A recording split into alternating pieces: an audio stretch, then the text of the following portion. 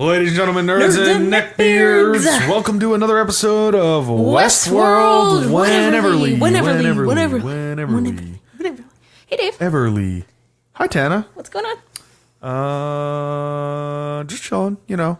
Long time no talk. Yeah, I was going to say, it's been a while. Been a minute. Yeah. What's our drink tonight, Dave? So our drink tonight is Johnnie Walker Black Label. Yeah. And we are drinking it in honor of the McKellen. Yeah, I think it's McCallum, but if any of you know what they drink in this episode when William walks in. Every time. Yeah. Oh, so glad to see the good stuff. Yep. All they ever give me in this joint is grapefruit juice. Yeah, the strongest stuff. This was, I think, artistically, from a cinematic and thematic point of view. Yeah. This episode was the best so far. Oh, absolutely. The way that I think even better than anyone in season one. Any episode. It's got all of it. It's got, the suspense, the horror, the humor. It keeps you on the edge of your seat. You're guessing the whole time. And then they reveal a ton of shit.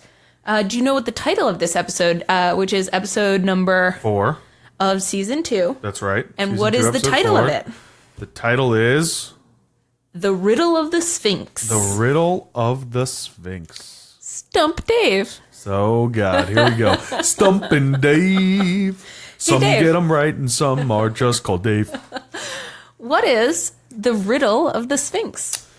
Ooh, well, the Riddle of the Sphinx obviously is who the hell broke its nose? Well, I think they blame it on the French, don't they? Oh, do they? Is that what? Was it a cannonball or something? No, rifle practice is what... But then, I think they say, oh, the French did it. And they say, oh, the Turks did it or, something. Nobody knows. No one knows. No one wants to claim credit for defacing the Sphinx. Yeah, that's right. The Riddle of the Sphinx is how did he turn into a cat human man?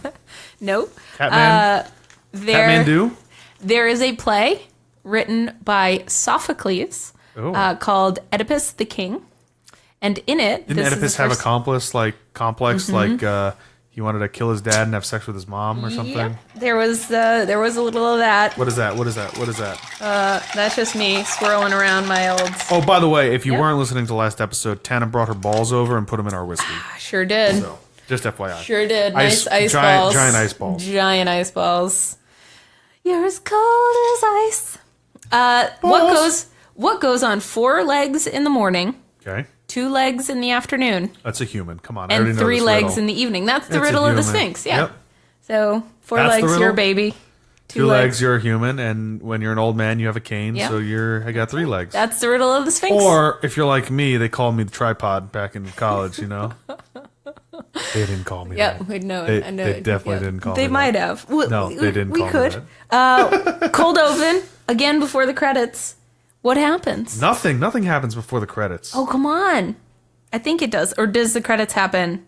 Oh. They do a previous, this is what happened previously, and then they go right into the credits. It was one of the things that I noticed. Yep. Like I was like, wait, the credits are happening right now? Yep. I'm waiting for something to happen. Yep. But when we actually open the show, yeah. What happens? What do you see? What do you hear? What's very distinct about the sound? 60s love child music. Oh, man. yeah. It's a record. It's a record. It's very interesting, actually. Yeah. I saw online today. Tell me. There was a post on Reddit. I forget who it was, so I apologize.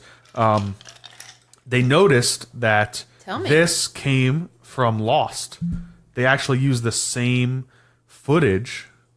Not the same exact footage, but the same kind of like episode where there's a spinning record and then someone on a bike. Oh, when they were in the underneath, when they were in that when little... they were in that bunker thing. Huh. Full circle, Lost is actually on Westworld. Oh. That's the finale we always needed on Lost, apparently, is that it would just appear in another show. Be like in Westworld, yeah. Who knew? Child music, retro records, an unmade bed, a book. Someone is on a stationary bicycle bicycling. Yep. Someone with a wedding ring, it looks like, is getting water, then lifts the record up. We pan up the person. Who is it? It's Jim Delos. That's right. Lighting a cigarette. Takes a deep breath. We pause. Then he's showering. He's gurgling. He spits water in the toilet. He's masturbating. He makes coffee. His hand shakes. Yep. He spills the milk on the table. Question, Dave. Yeah. Did you immediately go back to season 1 mentally and you were like, the bartender that couldn't pour straight? Were you thinking, this is a glitch? No, I didn't realize that. So I did, but I was like, he's fucking human. Like, this is... I didn't realize that. I actually didn't realize he was a host until, they start talking.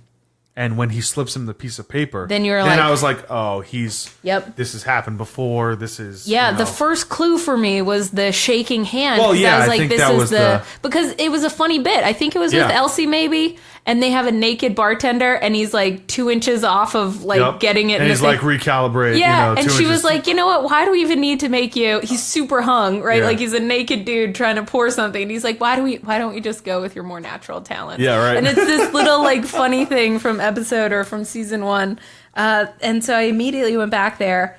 But he hands that paper to Mr. Delos, and then they just cut away. Yep. Mystery. They're opening with this very richly detailed mystery. Yep. Oh, it was beautiful. We go to, immediately, Man in Black on Ned with Lawrence, saying, we're low on tobacco, low on food, low on ammo. Wherever it is you're taking me, we best get there soon. How's that for a Lawrence? That's a pretty good Lawrence. Yeah, it's all right. It's a Kermit the Frog. Kermit the Frog meets Lawrence. Does he ever sing, Over the Rainbow? No, what is it? Rainbow Bridge? What's that one song that he sings? Oh, Rainbow Connection? Yeah. That's what it is. That's what it is. I'll get there. Yeah, we made it around. I'll mend my drink. This drink looks like nothing to me. Tana. God damn. We're spun off. Come on. Sometimes I look backwards at what we used to do, Dave. Wow. Right? Because I'm not looking forward. I'm looking playing backwards. the game. I'm looking back. Wow, look at you. Yeah. You're so fancy. What's up with the hosts? Like, is this how you divert a railroad? Yeah, I don't know. And are those humans or are those other hosts? I asked myself the same question. They're dressed in period appropriate attire. Right. So I'm choosing to believe that they're hosts. Yeah, well, they drive a spike through one's mouth. What a way to die. Oh my God. There are some really bad ways to die. Yeah, Man in Black says, hey, the railroad's not supposed to go through here. And yeah. What did this mean? So Ford is diverting it. Is it to make it harder for people to get to glory? I don't know if it's necessarily that, but definitely Ford is fucked with the timeline, right? Yeah, and he's saying, so apparently we're not the only ones trying to get there. Something about this scene tells the Man in Black that there's going to be a lot of people coming to do whatever, whatever this thing is in glory. Do we think that where Jim is glory? Is that the eventual meeting place of everyone? Maybe. But it doesn't seem like it is, right? That. No, it definitely doesn't, especially later on when we see Bernard Yep. and special guests there. Did you notice that the daughter, in her notebook, had a drawing, a map? She's making a map. I wonder if she's on the hunt for whatever it is that he's on the hunt for. I took a screenshot. And actually, if you guys are on our website or you can see the image, I think it might be...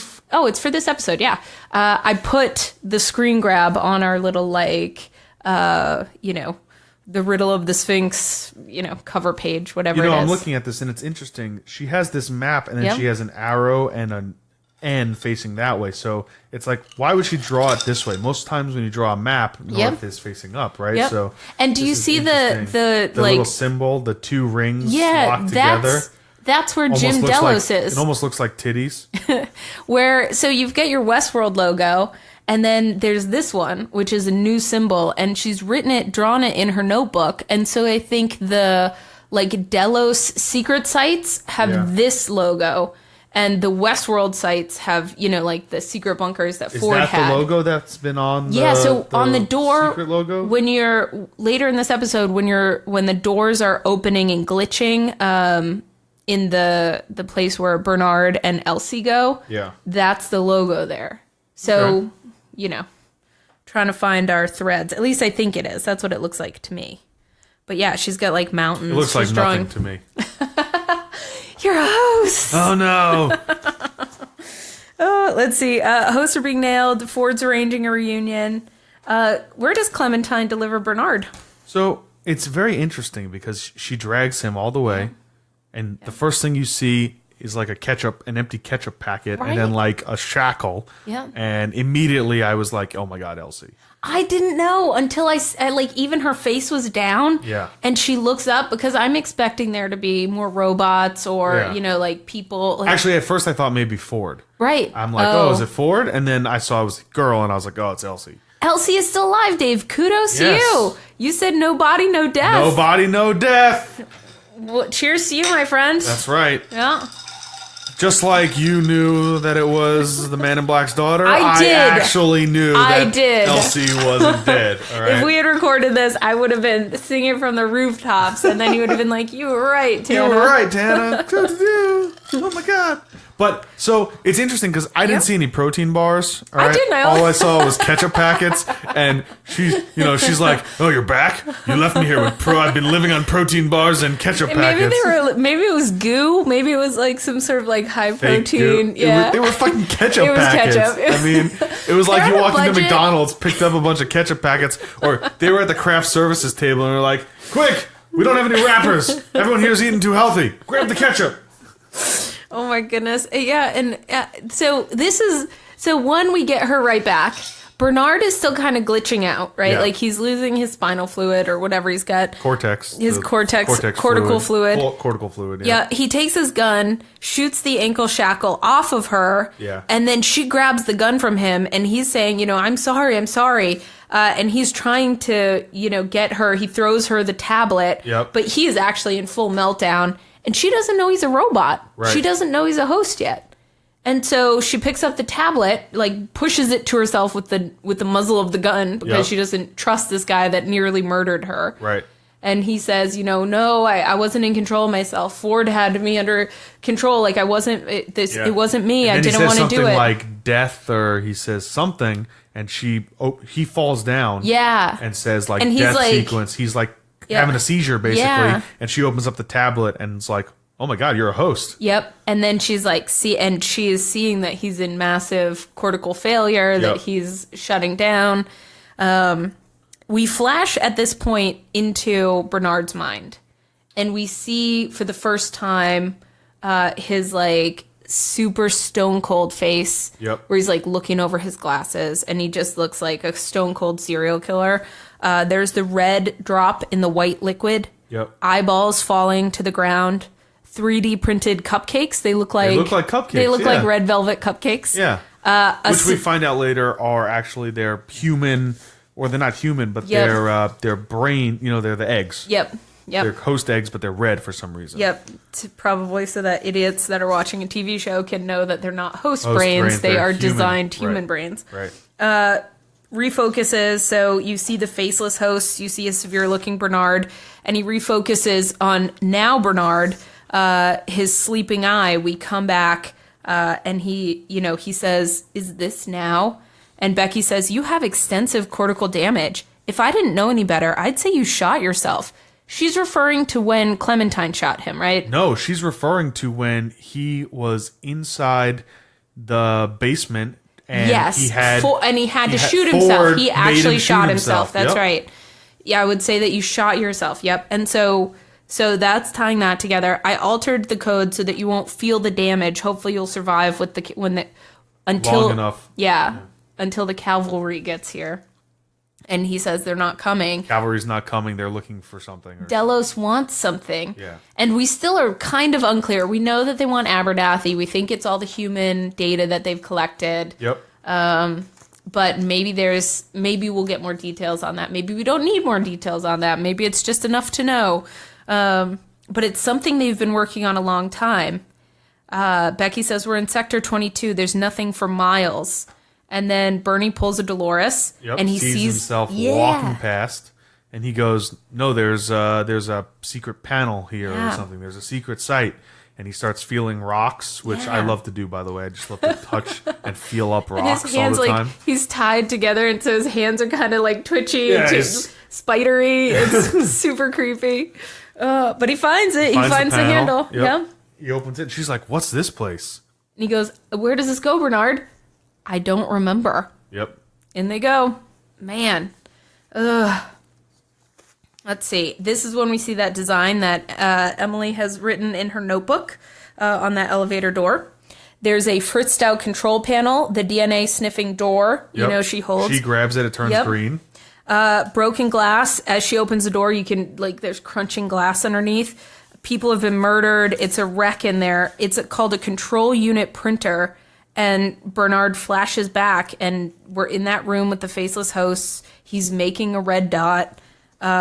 Becky kills a white, which I thought was a funny nod to Game of Thrones. Yeah, kills a white. Mm-hmm. Bam! Becky the Slayer. He won't hurt you if you don't threaten him. Yeah. Yep. One in the shoulder, one in the other shoulder, one in the brain. Down he goes. Boom, boom, boom. So when Bernard was there, he left one working. Yeah. Because at the very end of the episode... He makes them kill themselves. Yeah, he has them kill everybody. He curb stomps a guy, who says, help me. And Bernard stomps his head. Yep. And then makes all the hosts except for one kill themselves. Yep. And leaves Jim. Does he know that Jim Delos is in there? Maybe. Maybe not. And how did Jim... the technician that was in there with Jim is murdered. Yeah. He's in the, Well, he's in Jim's enclosure thing, so obviously he went in to do something. What did he... What are you doing, dude? I don't know. I don't get it. But he went all... Jim goes all Jack Nicholson from The Shining on him. Jack is a good little boy. Jimmy! Cheers, brother. Oh, man. Becky says, is Ford in control of you now? Ford's dead. Oh, Bernard. Then she decides to help him. Yep. We cut to Emily, who recognizes G.I. Joe. Protocol, they'll get you out of here. Thanks, but I'm not looking to get out of here. This is where we see... Yeah. So this is the first time we see G.I. Joe, in past, quote-unquote, storyline, right? Because Ghost Nation tackles him. Yep. And then he disappears. And until then all of a sudden... episode 4. Until he's... until episode 1. And he's on the beach, and he's like, oh, you can't shoot the boss. Yeah, yeah. And you're like, what the fuck happened to Where'd you? What's you your come from? storyline? Yeah. So he gets captured by Ghost Nation. They're bringing them... They capture girl, daughter, Emily, and they tie him up, and they find out that she speaks their language. Yeah, and he's like, how do you know? And she goes, nobody pays attention to their storyline. Yeah. And she's like, I don't do what most people do. Something like that. I pay attention to what other people don't pay attention to. Yep. She grew up, the first time we see Emily is Dolores playing the piano. Yep. And the, 6-year-old saying, you look really human. You look really alive. Something like that. That's Emily. Yep. And that's the kid. So she grew up with these robots. Yep. So she knows them in and out. And it's her grandfather that has died, but that her dad is keeping alive to have conversations with. Right. Does she know about any of that? Also, there's our train. Woohoo! The train's back. Doo-doo. Okay, also, we have to talk about the mom's death at some point. Because Man in Black is full of shit. She took the wrong pills. I'm sorry. He flashed back, and there are slice marks and blood coming out of that bathtub. Yep. So, you got some splaining to do. So we see Emily with G.I. Joe, and she says, thanks, but I'm not looking to get out of here. What do you think her endgame is? She's looking for something. Maybe her dad? Maybe... She wants to burn this place to the ground. Yeah, I think so. I think it ruined her family, right? Yeah, It destroyed her dad, which led to the destruction of her mom. Yep. So. Yep. We cut from here to Man in Black in Lawrence's hometown. The bartender's hand is shaking, again with a handshake. Well, what's up with this is interesting because this is the second time this happens. Yep. And usually, he's walked in, he shot someone. Yep. The bartender's scared. Yep. But calls his family, right? Yep, so this is a storyline that's played out many times. That's right. That's why the bartender shaking pours the liquid, and Man in Black says, what's gotten into you? I haven't shot anyone yet. Right. Like, this is abnormal. You're not supposed to be scared yet. And then surrounding. All the the Teddy let him goes come out of the woodwork. Confederades, yep. Mustachioed Confederate. Man, double crossed by some bitch named Wyatt. Is what he says. Yep. And Man in Black whispers, good for her. Good for her, yep. I'm looking forward to the two of them meeting up at some point. I think it'd be interesting if Dolores ultimately kills him. We'll see how the story is sort of... Because there's, they have history. They have lots of history. They're in a church. Papa, it's Lawrence's family. The Confederales shoot the village elder. Yeah. I ain't interested in making fucking deals. Lawrence tells the man in black where to find all the guns. Yep, they're trying to make a plan, and he goes, I'll make a deal with you. Yeah. I'll make a deal. All the guns are in an unmarked grave in the back. Yeah. I love this. And the Confederati goes, well, if you're making a deal, you don't know how to do you're not very good at it. You're not supposed to give away what you're dealing with or something. Yeah, you're supposed to wait to see what you can get before you give away all your information. Man in Black has inside information. He knows the storyline, so he makes the comment. He goes, well, I can take you where you're going. Yep. He's like, that's not the thing I'm trading. Right. And he whispers, you keep telling these guys you know how to get to glory, but we both know that you don't know the way, but I do, and I can show it to you.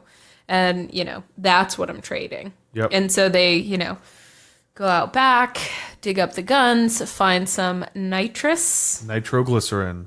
Question, Dave. Yes. What is nitroglycerin? What is this stuff that keeps blowing things up, Dave? It's an explosive. What do you know about it? It's a highly potent, unstable chemical. And yeah, it like if they dropped it, it could explode. Yeah. And they use it actually in medicine to keep people's hearts going. They actually have little pills of nitroglycerin like tablets that people take, and it makes little explosions in the heart, keeps the heart going. Really? Yep. Oh, man. Fucking weird, right? It is. I love this so much. It was invented in 1847. Nitroglycerin was invented in 1847 by... Stump Dave. Multiple choice. Nikola Tesla. No, it wasn't Tesla. He was an electrical engineer. It was invented by a chemist who was A, Irish, B, Italian, C, Polish, or D, Flemish. Nitroglycerin was invented... I'm going to go Irish, because he was trying to make an alcoholic beverage, a new alcohol, and he makes nitroglycerin by mistake. So close, and I wish it was Irish. It's an Italian chemist in 1847 by the name of Ascanio Sobrero. It emerged when he added glycerol to a mixture of nitric and sulfuric acids at some point during his experimentation with this unstable liquid, because it's unstable in a liquid form, but it is stable in a solid form. Yep. And so during experimentation with nitric and sulfuric acids and glycerol, it blew up in his face and left him deeply facially scarred. But he persisted and invented nitroglycerin. It's got carbon, nitrogen, oxygen. When the destabilized mixture is impacted, a rapid decomposition reaction happens as a supersonic shockwave passes through the material. As energy is released, kaboom. Yep, explosion. Heat, atoms rearrange to become stable. N2, CO, that kind of thing. Boom. And it is the base of things like dynamite. Yep. That would, Alfred Nobel would turn into dynamite. And a lot of people died. And early in this time period... they used a lot of dynamite to build railroads. They used nitroglycerin. And often in transporting it, because it's so unstable as a liquid... any sort of impact will make it explode. Yep. So even that small amount of liquid in the shot glass. Yeah, that's why that was so dangerous to put on her hand. And if you move, that whole thing, boom, is going to go. Yep. And so probably people were saying, can you really, so he makes the guy drink it. Yep. And then shoots the guy, or has Lawrence shoot the guy. Would he actually explode like that? I think so, yes. Yep. But probably... not as dramatically. The impact of dropping that liquid in the rain, not carefully. I think the rain would have caused it to explode. Yeah, even the drop. Would have done it. So Lawrence's wife has her hand over the top of the shot glass to stop the rain from getting in and blowing off her hands. Yep. And then, so dumping it down the guy's gullet was probably impactful enough that it would have blown up his face. Probably. But, suspend your disbelief. It is pretty cool. But it is a real thing. Nitroglycerin is a real thing. You didn't know that? I did. Oh, okay. But, I didn't know it was invented in 1847 by Ascanio Sobrero, That'll be really good Italian for trivia, chemist. Yeah, there you go, guys. Let me know if you win. Yeah. Okay, where are we? We're in the hometown of Mr. Yep. Lawrence. Yeah. Yep. Let's see. So Mr. Man in Black goes on basically a quote-unquote good guy rampage where he saves this whole town, or at least what's left of it, saves Lawrence's daughter, kills everyone in a awesome shootout. I mean, it was a really great... This is when Man in Black shines. Right. You know, and I love that they keep this sort of exciting heart of Westworld intact, even through the, like, complicated and sometimes convoluted plotting. Yep. But when they're in the church, this is the moment where Lawrence looks at Man in Black and says, yeah, you have a daughter. Yep. I remember, you told me once. And he was like... You remember? Yeah. So this is his... He goes, I can't remember when you told me, but I'm pretty sure you did. The point is, do you think she'd want to see you gunned down in front of her? Yeah. Probably, yeah. Yeah. Well, we'll find out, won't we? From here, from that church, we cut back for the second time to 60s music, bicycle. Did you notice that a dancing Mr. Delos? That the cycling is slower now? I didn't. Yeah. Is it getting slower and slower? The first time we see it's pretty fast. Yeah. The second time we see it, it's slower. Yeah. The third time we see it, it's backwards. He's pedaling backwards. In the final one, I love that you saw that because I didn't see it. I saw it on Reddit. Oh, I noticed it. It's in my notes. Oh, you noticed that one? Okay. Yeah. Suck my butt. Kiss my piss. Kiss my piss. As if you're Richard Hendricks. I told him to kiss my piss so many times. Kiss my piss. Kiss my piss. Kiss my piss. Kiss my piss. I was talking to somebody about how Michael Cera is out of work because that guy, Richard Hendricks. Yeah, Richard Hendricks' character. His name is Tom or something. There's only room in the world for one of those dudes. Awkward dudes. Yeah, and so Michael Cera has like preteen, and now this dude has adult. Yep. Okay, so he's looking at his reflection. He's Thomas smiling. Middleditch, that's his name. I love that show, by the way. That's so Silicon good. Valley, you gotta watch it, guys.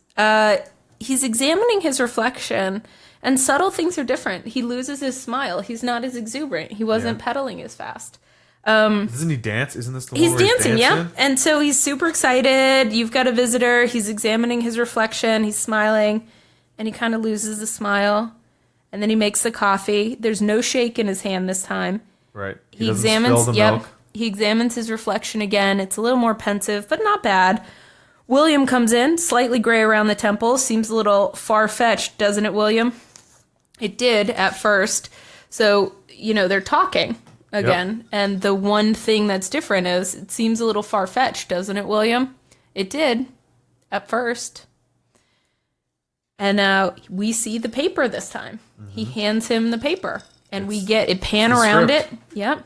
And you see exactly all of the responses. Of course it's a script of their interaction. You little fucking chancer. I take it I didn't recover. Yep. How long's it been? 7 years, give or take. I'm not in California anymore, am I? If you can't tell. Does it matter? Oh! Some of the best lines. I love that it comes back. I love that they play this stuff again and again. Yep. Let's get me out of here. I'm ready to smoke my cigars, sail my boat, and fuck my wife. And he can't, right? The wife is dead. Yep. And as he's getting all of this information, it's sort of hitting him like a ton of bricks, and he starts glitching. Yep. Right now, talk to me about the robot. Talk to me about what's happening here. Is it that he starts? Does William come in because the robot has reached its cognitive plateau? Yeah. And can't go any further and has started to glitch? Or does the robot start to glitch when William comes in? So based on what I know after watching the whole episode, it makes me believe that he starts to glitch when William arrives. Comes in. Because later on when we see him talking for the third time with older William, right? And when he walks out, the technician goes, "What happened? He was stable." Oh yeah, that's right. That's right. And as soon as he comes in, it's like he can't handle... That's what he's talking about. He can't handle reality. Right. At first, we thought it was like an organ transplant, and your brain was trying to get used to your new body, and it wasn't taking. And so, we needed to fiddle with some things. But really, your mind is rejecting reality. Right. And that's what the engineers are calling the cognitive plateau. This is our 149th build. Yep. And I think it's time. Well, that's with old William. Right, with old William. I guess I'm jumping a little bit ahead. Yeah. Let's get me out of here. I'm ready to sail my boat and fuck my wife. You can't. She's dead. Stroke. Yep. Juliet buried her in the family plot. My granddaughter, whip smart, capable. He glitches when he learns that he can't leave. Yep. We see this is the first time that we see the whole observation room. Yep. They had made it to day 7. The problems are the same as before. They terminate it by fucking incinerating the whole thing. Yep. Yep. So we cut back to the Man in Black, the nitro shot, senseless violence. We cut from there to Ghost Nation. They're taking Emily, G.I. Joe, the rest of the humans. We've got that first couple that were posing for a picture in the very first episode. That's right. Oh, we're gonna die and here she because of your stupid idea. Yep. They will take you to the first of us. He will decide. Emily's like, I'm not sticking around for that. So she cuts herself free, or she unties herself and runs away. G.I. Joe gets a knife to the throat. And then, do you know what the Ghost Nation guy whispers to him? There's this scene where the Ghost Nation guy's up in his ear. He says it in English. He says, oh, God, I forget it. I know you have it written down. So he says, you live only as long as the last person who remembers you. So this is from Ford, isn't it? It's got to be from Ford. And this is a message from Ford specifically to G.I. Joe. Yeah. So Ford has Ghost Nation saving certain people. Yeah. Right? That's what it seems like. Seems like it. So, a couple of guests that maybe he liked, or... The first of them. Who's the first of them? So it was I think the same guy that was the bad guy of Ghost Nation that's coming across Maeve's porch in that storyline and is going to kick down the door, but when he gets there, it turns into Man in Black. Yeah. So, that's the guy who whispers in Stubbs' ear. Yeah, I think so. And so, what is he trying to tell G.I. Joe here? I don't know. Remember your dreams? This is a good question. See, and this is the interesting stuff that I want to know. I want to know more of this and less of Dolores right now. You live only as long as the last person who remembers you, whispers the ghost. And Ford, if he does this right, even if it all goes to shit, will be remembered by an awful lot of people. Oh, fuck yeah, absolutely. Oh, my God. Even the worst case scenario has him living for a long time, at least in infamy. We go from here to Bernard and Closet Case Becky, an unlikely partnership. There's a new operating system. This is an encryption system I've never seen before. Bernard's like, I saw it once in Peter Abernathy's head. There's more data than anything, that he had more data in him than anything I'd ever seen.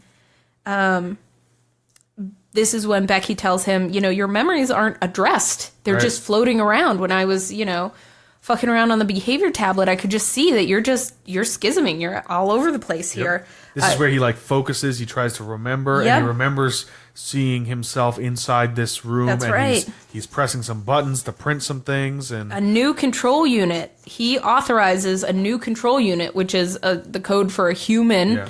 What human? It doesn't give us anything. Ford? My first thought was, he's printing Ford. Are they trolling us with this? They're giving us this red herring that points to Ford. Ford was building a host in his downstairs bunker that we don't know what it was at the end of season 2. We think he sends Bernard to this place at that time to print a control unit. He was already there with Elsie, so Yeah. Prints up a control unit, could have printed up a control unit for a version of Ford that only had to get through one night, the gala, and then get its brains blown out, and then everyone thinks Ford is dead, but Ford is really alive somewhere, probably living in his family's old house.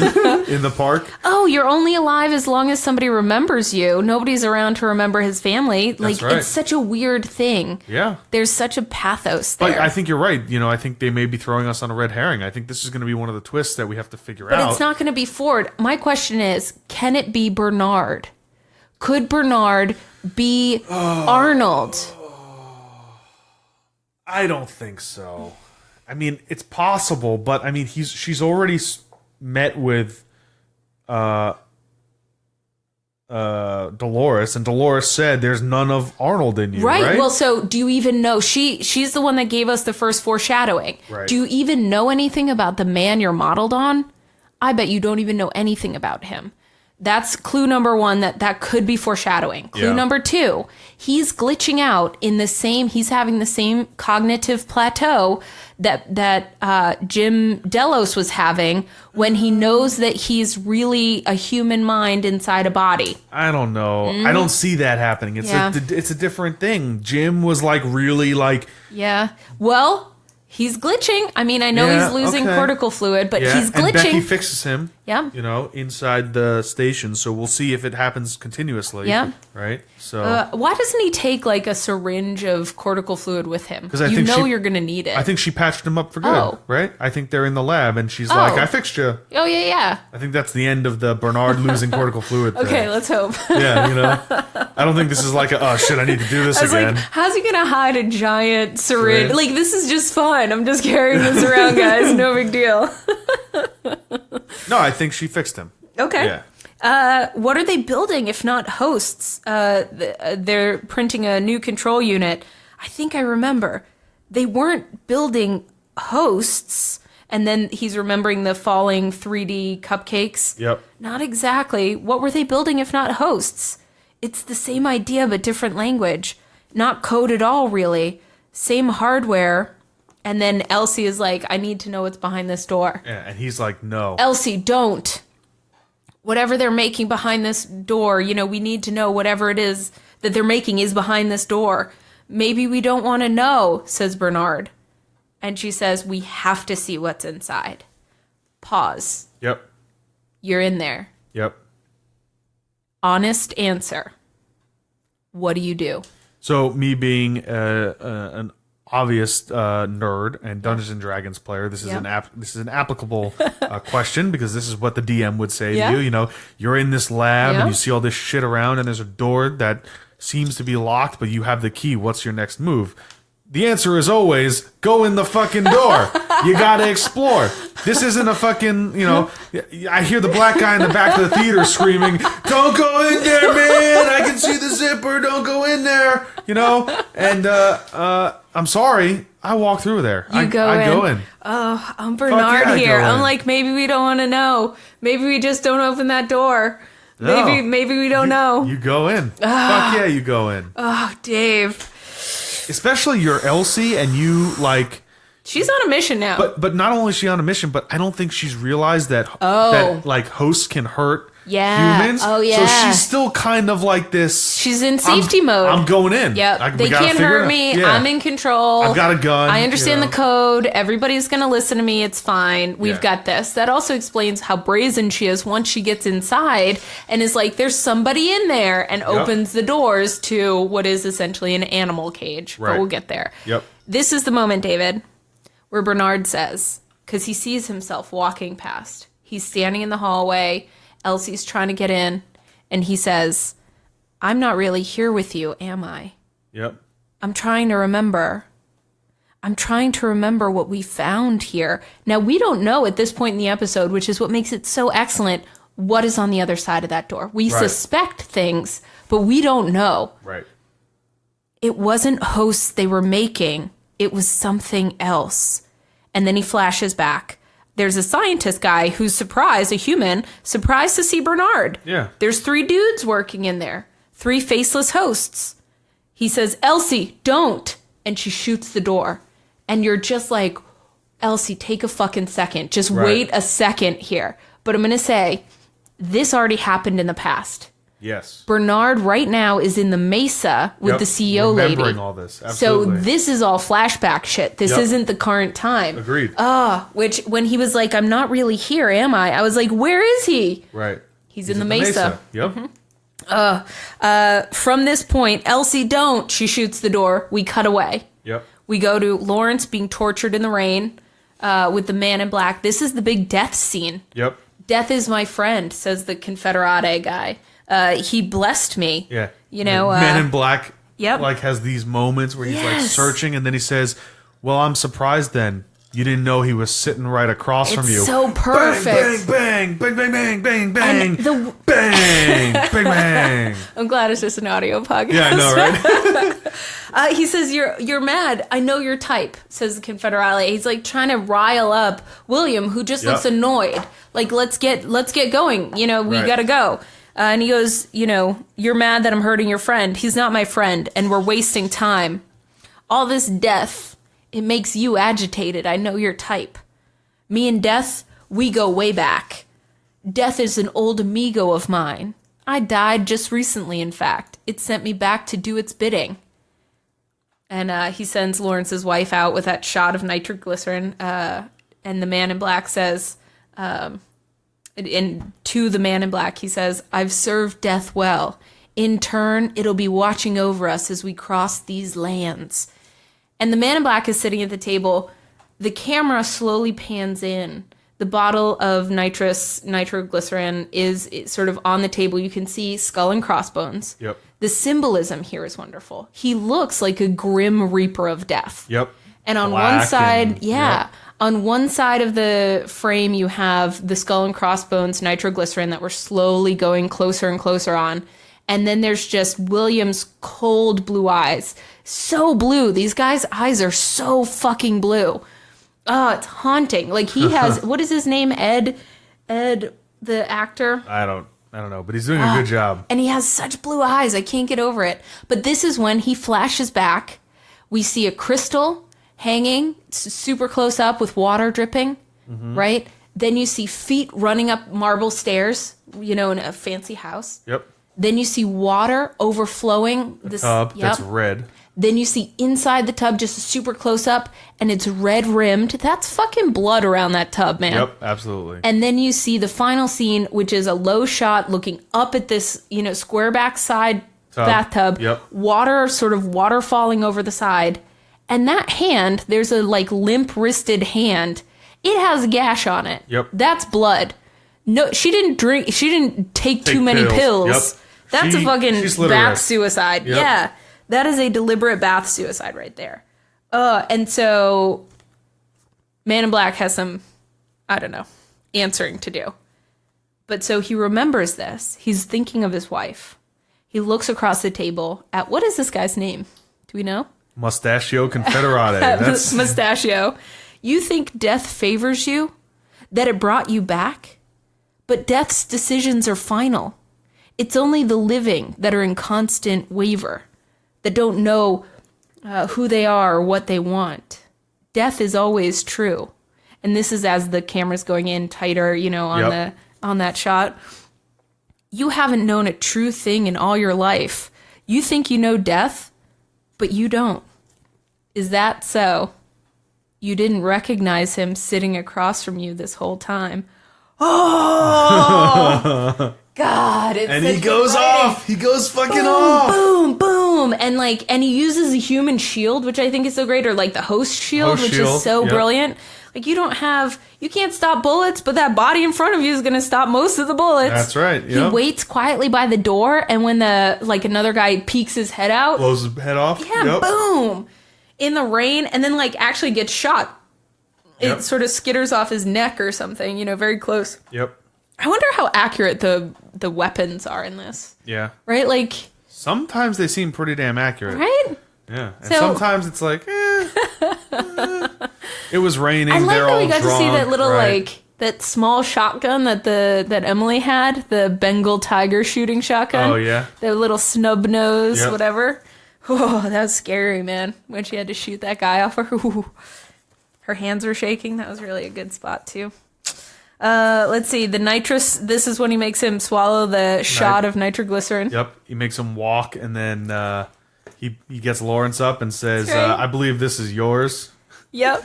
And he goes, when he covers his mouth, this is so great. In the rain, you know, we talked about the nitro shot going in. He covers his mouth, and he goes, "Don't worry, amigo. I'm watching over you now. Yep. I'm here now. I'm watching over you. And he hands Lawrence his rifle. I love that he gives Lawrence the shot. There's something so satisfying about this. Yep. So human about it. Yeah. Right? Like Man in Black could steal all the glory. Doesn't Lawrence say something like, I knew there was good in you or some shit like that? Yes. And Man in Black's like, you don't know shit. Yeah. And he's like, one good deed. Or somebody, the daughter... but is speaking with Ford's voice, we think. We think it's Ford, and she says, one good deed doesn't make me forget, I remember. And he's like, what about a good deed? This wasn't a good deed. I need him to finish this puzzle, or whatever he says. But right after this, where he blows him up, boom, the nitro. We cut to the last time that we see Mr. Delos. I think it's the last. Well, it's the last. As a human, as a non-crazy. Yep. And not the red hellscape. The pedaling is even slower. Yeah. The cream in the coffee. A new face is in the window. Yep. Boop, boop, boop. It's a new technician. Yep. You have a visitor, sir. Shall I send him in? There's no smile in anticipation. About fucking time or something he says, right? There's no happy reflection. Something is wrong. Before old William even enters the room, Mr. Delos is frowning. And like you've gone through this thing with him, right? Like, right. Is he remembering, Dave? Is there so they're doing it for fidelity? Yeah. I think it also has some sort of subconscious thing? Yeah, I think it has to do with also maybe like how long he's been there, right? Because they make this comment like 35 days. 140. Yeah, this is right 36 days or something like that. And, who the hell are you? Yep. And then, William, a boy. And then while he's standing there, it's the fastest they've gotten to this point in the conversation. Yep. He's still standing there. I take it I didn't recover. Yep. Nope. This is the 149th time. Yep. Then they find their groove. So how long's it been? Longer than we thought. So let's get me the fuck out of here. And he starts glitching. And William leans in and says, you're feeling it more, aren't you? The engineers call it a cognitive plateau. Your mind is stable for a few hours, a few days, but then things start to fall apart every time. At first, we thought it was your mind rejecting the new body, like an organ transplant, but it's more like your mind rejects reality, rejects itself. He says, I don't remember any prior attempt. Yep. Day 35. William says, another year or two, they might crack it. They might get a version of you that's viable long term. And then the camera work here is wonderful. You've just sort of been seeing them from this one angle, but the camera slowly goes behind Mr. Delos to the other shoulder.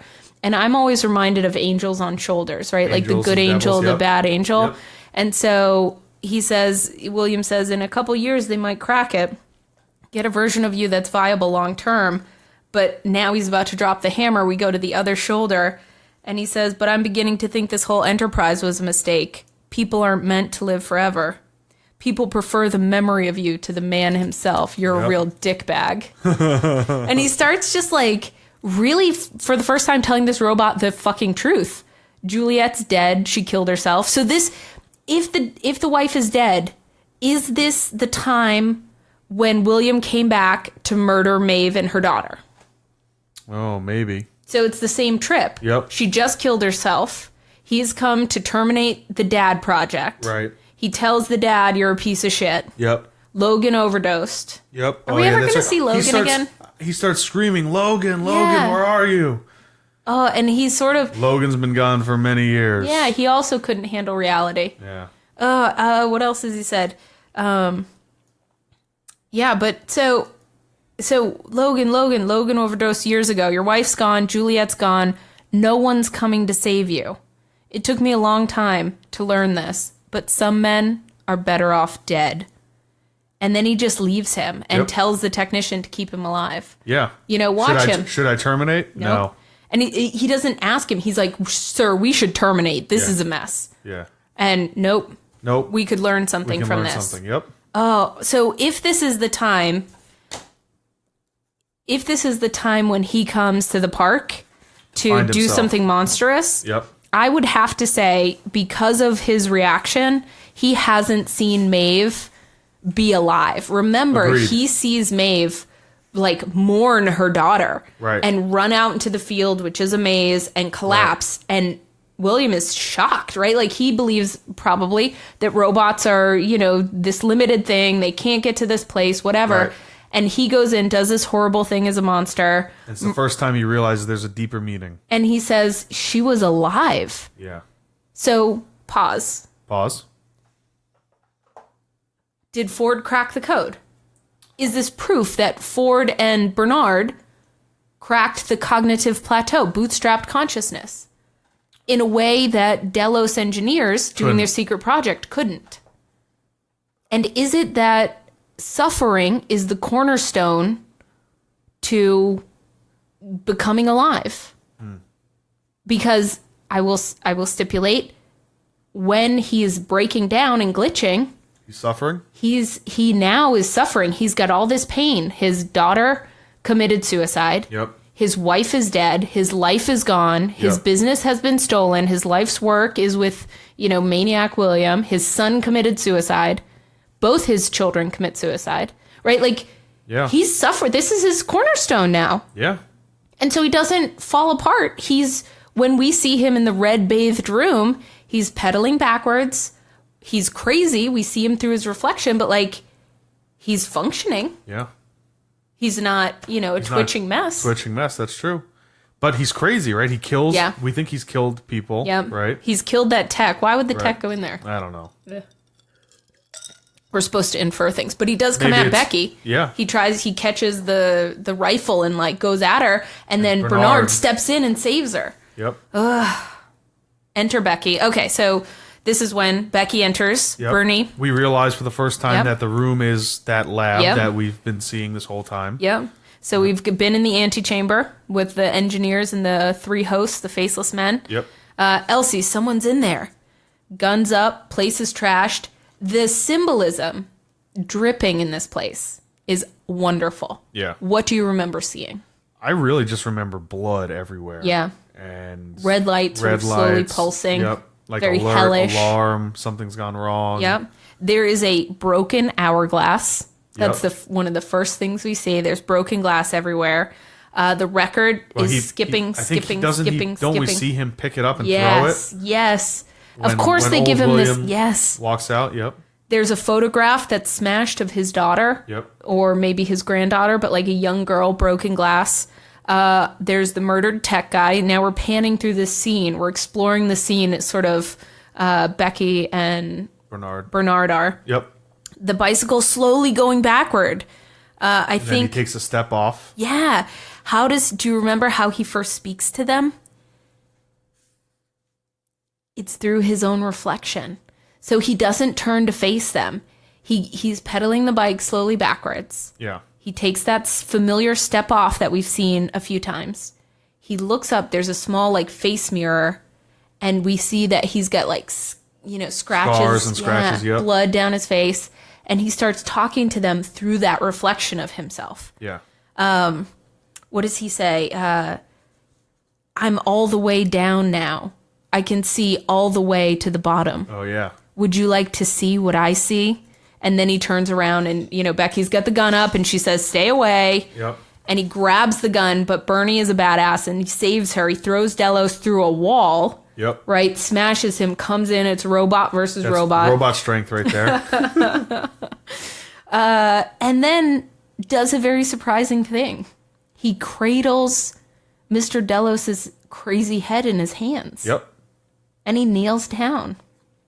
They said that there were 2 fathers, one above, one below. They lied. There was only ever the devil. When you looked up from the bottom, it was only his reflection laughing back down at you. And then he fucking dies. Yep. Well, and then they walk out and they see the number 140. It says number 149 on the console, and Bernard says, terminate him, does Becky do it? Or? Oh, because Bernard's going to shoot him. He's got the gun trained on him. And then Becky just presses some buttons, boop, boop, boop, closes the door, says, save your bullets. Yeah. And she terminates, and it all lights on fire. And he dies in a hellfire. The devil dies in a hellfire. They said that there were 2 fathers, but there was only ever one. And when you looked up from the bottom, it was his laughing face, the reflection laughing back down at you. Yep. Is this an allegory for Arnold and Ford. Because Arnold was a creator, 2 fathers, one dies early, and now it's just Ford playing both parts, playing God and devil. And the devil, yeah. And they're trapped in his game. You just blew my mind. I don't even know what to say. That's great. Dave. Tana. When you aim to cheat the devil, you owe him at least an offering. It's a little too early for me. A little too late, you mean. Becky says, tell me that was a host and not a person. Bernard says, I think it was both. Yep. That was James Delos. He died years ago. So they printed his developed mind onto a host body? Unsuccessfully. They'll keep trying. Fuck that. I'm not sticking around here so that some asshole can live forever. Yeah. Wait, says Bernard. Ford had me print another control unit. For who? I don't know. Bernard says that he's in control of himself now and that Ford is dead. Yep. This is the 3rd time, I think, in this episode he has said Ford is dead. Are they doing a Judas? They're doing a red herring. They're doing a red herring thing, I think.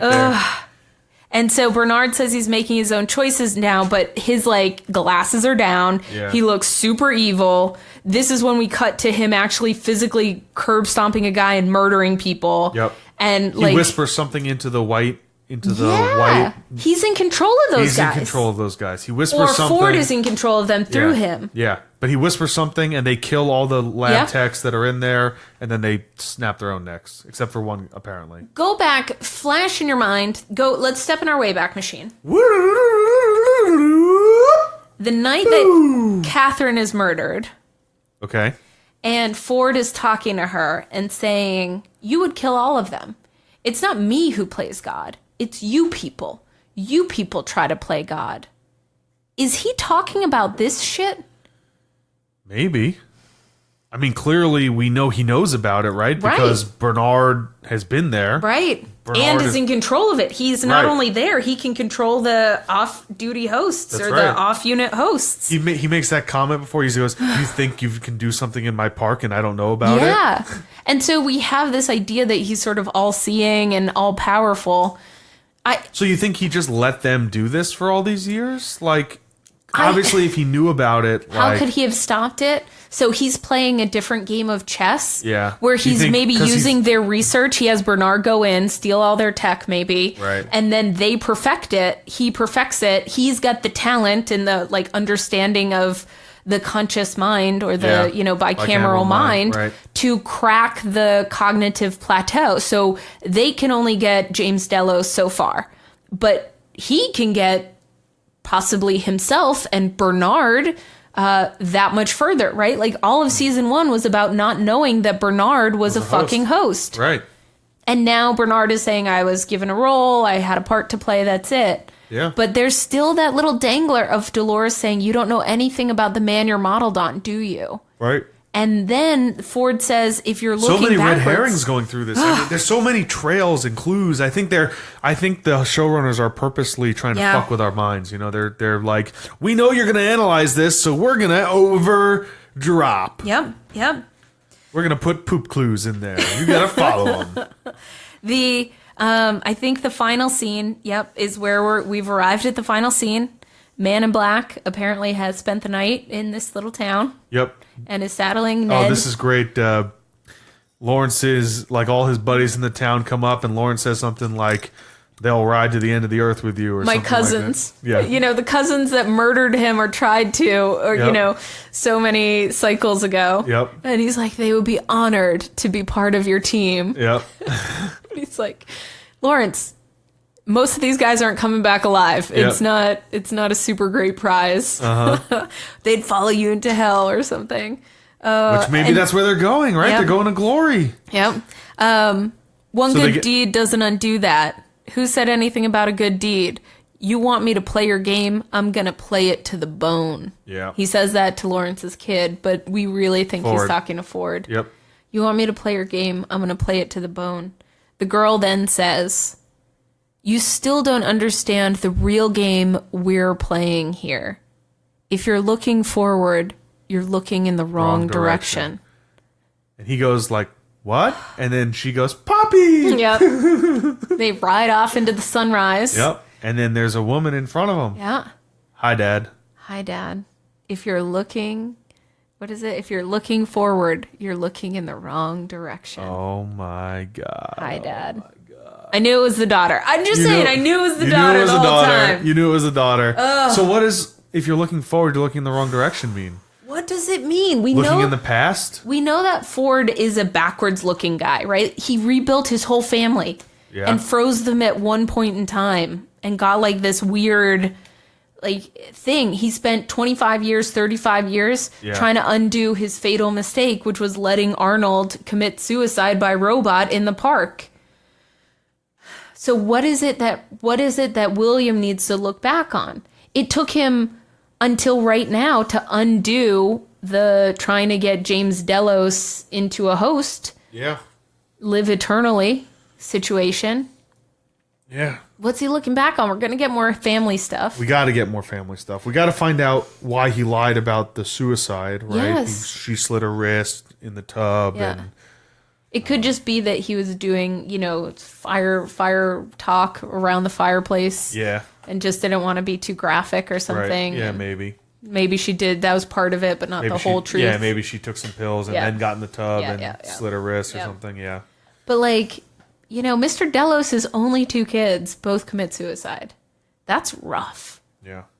And then Emily's mom, her grandma, her crazy dad, her uncle. She got a fucked up family. She's got a fucked up family. There's a robot playing piano. Yeah. At what point are the robots not allowed to leave anymore? At what point does Ford get some sort of creative control over the many parks or the IP? It seems like the Westworld robots in the first episode, when the new tech, they have those little brain eggs. Yeah. When the new tech peels up the scalp, there's the maze, and he's like, "What the fuck is that?" Right. I've never seen that before. Yeah, probably just the robots in Westworld have that, or the robots that Ford had under his control. Yeah. That's a new thing. It's a great question. Does Ford have control over the other parks? Did he have creative license over there? I mean, I would assume so, right? But I would assume not. His office is all like the Westworld stuff. He never mentioned any of the other parks. He never talked about them. So yeah, maybe Delos just did it. And so what is that? My big question is Ford a red herring? The idea that they're building up to Ford, actually still being alive in some form seems obvious, but maybe it isn't obvious to everyone. Maybe it would be a surprise to somebody. So is that a red herring? What other humans who else could Bernard have been making? Of the cast that we have, who else could he have been making double of? Maybe Ford makes the new Delos CEO. Maybe CEO Ford, lady. Maybe he makes James Delos. Maybe he makes William. Is William fake? That would be a twist. Or William's daughter or something. Yeah. Or maybe Ford has Juliet's mind saved in the cloud somewhere or something. Maybe he brings her back. That would be messed up. That would be really messed up. That would be messed up. That would fuck with Man in Black Williams' whole thing. Because he's like, forever. Death is forever, right? There's a lot. I think there's a lot of possibilities they can do. And are we going to see Logan again? I really thought for sure that we were going to see Logan again. I don't think we are. Logan! Logan overdosed years ago, buddy. Yep. Dolores had said, to grow, we all need to suffer. I wonder if that understanding that Ford had by way of Arnold is why their robots are able to sort of jump to, bootstrap consciousness. Yeah, these violent ends. Or these violent delights have violent ends. Yeah, that's the cornerstone for them, that they get a backstory, they get a cornerstone. Yeah. And that it's built in suffering. And so maybe when James Delos is freaking out, he finally has suffered, or not finally, but he has this suffering that holds him together, paradoxically. Yeah. Let me see if I have any other questions. What's the data that Delos wants? We still don't know. Still not 100% sure. We can speculate. I think we're speculating that it's human consciousness, or human DNA from world leaders or very rich and important people. I'm still connected to this idea of like kill off, invite somebody rich, fancy, powerful so-and-so and then trade them out with a robot. But what's interesting is, Ford has apparently been able to keep this data in the park, right? Never been able to leave the park. Yeah. And so he must have known about the other parks too, right? I mean... Yeah, of course. So... So how was Ford able to keep the data secret? Because a big part of the first season is you don't want me to break all my toys on the way out the door. You know, they have to try, the CEO lady's trying to play him, with kid gloves so that he'll retire and he won't, burn the place to the ground. Maybe CEO lady doesn't even know about Jim Delos. I mean, you would think they have to, but... Yeah. Why wouldn't she just go to that facility and get the data, Why does she have to get Abernathy, They were in... Yeah, because they were in... And they were trying to link up with satellites in the first season, and they couldn't get, secret links off site. So why couldn't they just use the secret sites to get whatever information they needed out? So it's information that they didn't have access to. It had to have been, because they have, secret lines of communication. She's able to contact the mainland in Delos and say, send the crew. And they say, no, send us the package. So there's information they can't have. Yep. And they can't get to their little secret facilities. Although when they had a stray, instead of trying to find a satellite uplink, why didn't they just send him to one of the private Delos sites? Yeah, right. That has a potentially uplink capability. And they already have all... Some questions we may never find the answers to, and some we might on the next episode of... Westworld Wheneverly. Thanks for listening, everyone. Yeah. Dave, any housekeeping? No housekeeping. No housekeeping. No real housekeeping from my end. I'm boring these days. No big video games. No, not really. You ever play that Fortnite? No, all the kids are into. All the kids are into this Fortnite game. I'm not into it. It's the biggest video game currently because it's free. And I'm kind of I'm paying for my video games. I'm kind of elitist about that. I've been playing this new pirate game called Sea of Thieves. It's like kind of lame, but it's also kind of awesome at the same time. They released it and they were touting all these capabilities, and it's not really matured yet, but I think the basis for the game is pretty fun. So nice. Basically just an open world pirate game, which is it like cool. Assassin's Creed? No, it's more like you're a pirate sailing the seas, and you go dig up treasure on islands, or you go kill skeletons and get their skulls, or you capture chickens and turn them in at other outposts, or you sail around the seas looking for other people and you sink their ships and steal their shit. So it's very piratey. It's very piratey, which is that's nice. Really kind of fun. It's very less stressful for me than some of the competitive games that I play. So, nice. Sometimes it's nice to just have fun. It's nice to just sit down and be like, I'm going to go sail the open ocean, and if I see a sloop, I'm going to sink them. A sloop? So, are there different types? Do you see galleys and frigates? There's galleons, there's sloops. Those are the only two ships right now. I'm sure they're going to add more. Yeah. But, Nice. it's kind of fun. What about you, Tana? What's going on in comic book world? I have MegaCon coming up next weekend. I think it's next weekend in Florida. So if you're in the Orlando area, come say hi. And then just working on comics most of the days. I do play one computer game. Uh-oh. It's called Civilization 3. Yeah, Civ. And I love it so much. Civ 3, aren't they on Civ 5 or something They're these on days? Probably Civ 20. And I think they're on 5. I think 5 is the most recent one. I just got a new computer, and it is a fancy Mac, so it doesn't have a it's a CD Mac, drive. so it doesn't play video games, basically. But it should be able to play this video game, and I called up support to try to transfer over my CD game over onto this thing, and they're like, I'm sorry, but you can't run that on your machine. Yeah, it's a Mac. You can't run video games on Macs. This is an 8-bit, very simple Yeah, I know what it is. Game. I know Civ, but you can't run it on a Mac because Macs are lame. Yeah, so that's my personal opinion. I haven't broken down my old computer yet, so I can continue to. So do you have a PC that you go play? No, I have two Macs. I have two 27-inch Macs next to each other. Okay. And my idea was to do the thing where you connect monitors. Yeah. Right, because I do art, and it would be nice to have more visual space. Like that? Yes, like what you have. So first I got the wrong cable. Yep. And then I realized I can't make one into just a monitor. Because it's an all-in-one. But I can. There's a way to do it, even though it's an all-in-one. Okay. Because I have a 2011, and it's like the last year that you'd be able to do this and turn it into just a monitor or something. Okay.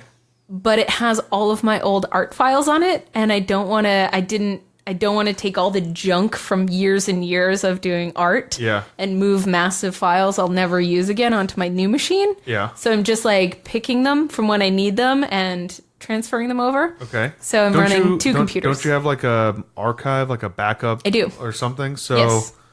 Okay. So basically I'm running everything on my brand new computer. Yep. And then when I need something, you go to the old one. because I have projects that are overlapping. So like half of the thumbnails for issue 1 are on the old computer and the second half are on. So that's what I'm up to these days. That's my exciting life, David. Woo! In fact, someone just popped up on my Steam playing Civilization 5. See? Oh, look at that. Yeah, told you. 5. It changed. The gameplay changed in 5, and it went from being more of a tabletop game. The sort of gameplay is very much like, tabletop, to like guys running RTS, through like running through the woods and stuff, and I just couldn't get into it. Scared you away a little bit. Well, and like major things were different that I didn't like. Yeah. So well, you got to evolve. I know. Like or do I? I can just continue to run my old game on my old computer until you reach that cognitive plateau and you're screwed. Amen, brother. Amen. Thanks for listening. And this drink looks like nothing to me.